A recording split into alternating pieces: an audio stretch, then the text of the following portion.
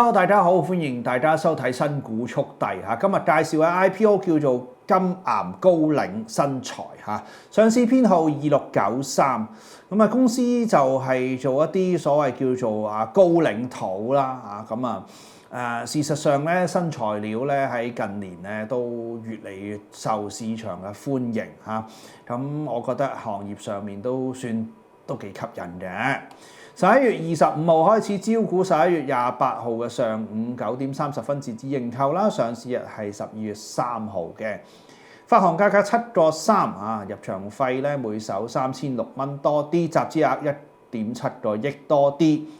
嗱，睇翻行業上面似乎都有炒味咁而係咧個集資額1.7億都細噃我估計咧上市應該都會有一個幾好嘅炒作表現。咁大家如果有興趣嘅話咧，即管研究啦。我係證監會持牌人，以上所講過嘅股份我係冇財務權益嘅。